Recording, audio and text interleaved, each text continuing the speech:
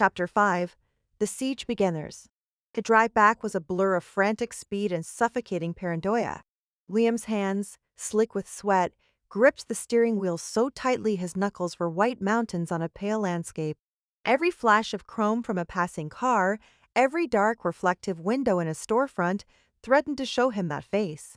He didn't dare look in his rearview mirror, terrified he would see Arthur Vance sitting in the back seat, drenched and smiling that terrible, patient smile.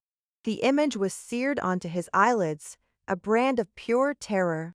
He could still feel the phantom grip of sandy, waterlogged hands on his ankles, the memory of the burning in his lungs, a ghost in his own chest. He screeched into his assigned spot in the apartment building's parking garage, the tires protesting with a sharp cry. He fumbled the key from the ignition, his hands shaking so violently it took 3 attempts. He burst out of the car and ran, a ragged panic sprint across the concrete towards the lobby door. He was a fugitive, but the crime he was fleeing wasn't murder, it was judgment. The building's hallway felt miles long, a tunnel of beige paint and faded carpet stretching towards the one place in the world he still believed was safe. His key scraped against the lock of his apartment door, a shrill metallic sound in the quiet hall. It took him a breathless eternity to get the door open. He stumbled inside, slamming it shut behind him and throwing the deadbolt. The solid, definitive thunk of the bolt sliding into place was the most beautiful sound he had ever heard. He leaned his full weight against the door, his chest heaving, his breath coming in ragged, painful sobs. He was home. He was safe. The door was locked. The walls were solid. Here, in his meticulously controlled space, the laws of reality held sway. No smiling ghost could stand on water here, no phantom hands could rise from his hardwood floors. For a moment, there was only the sound of his own frantic heartbeat echoing in his ears. The air was still. The sheet was still draped over the dead television screen. The picture frames were still turned to the wall. It was exactly as he had left it, a fortress, a sanctuary. Then he felt it. It started at the base of his neck, a creeping cold that had nothing to do with his frantic, sweaty state. It was the same unnatural chill from the apartment before, the same Bon Adept cold from the water at Crescent Cove.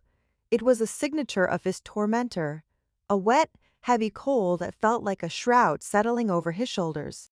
He pushed himself off the door, a fresh wave of dread washing over him, extinguishing the tiny spark of hope. "No," he whispered, his voice trembling. "Not here." He scanned the room, his wild eyes darting from corner to corner. Nothing was out of place, but the feeling of being watched, the oppressive weight of a hostile presence, was stronger than it had ever been. It was as if the ghost, by revealing itself so fully at the beach, had gained a new level of power, a new foothold in the physical world. The fear Liam felt was no longer just paranoia. It was the instinct to prey that knows the predator is inside the burrow with it. His shadow, cast by the afternoon light slanting through the window, stretched before him. And there, fused to it, was the hunched, dripping shape of Arthur Vance, a grotesque parasite of darkness. It seemed darker now, more defined, as if it were drinking in the fear radiating from him. A sudden drip. Liam froze. The sound was distinct, the gentle plink of water hitting a hard surface. It wasn't from the kitchen. It wasn't from the bathroom. It came from the middle of the living room. He followed the sound with his eyes. There, on the polished hardwood floor, about 10 feet from any wall or possible source of a leak, was a small, dark puddle. It was no bigger than his hand, a glistening, irregular stain on the wood. His rational mind, what was left of it, scrambled for an explanation. Had he dripped water from his panic flight? He was still damp from the ocean, his shorts and shirt clinging to his gaunt frame, but he hadn't stood in that spot, and the puddle was too neat, too self-contained. He approached it slowly, cautiously, as if it were a venomous snake. He knelt, his knees cracking in the silence. The air around the puddle was intensely cold, a focus point of the chill that permeated the room. He reached out a trembling finger, hesitating just above the surface. It wasn't clear water. It had a faint, murky quality, and the smell that rose from it was sharp, unmistakable salt, brine, the scent of the deep ocean. He touched the edge of the puddle.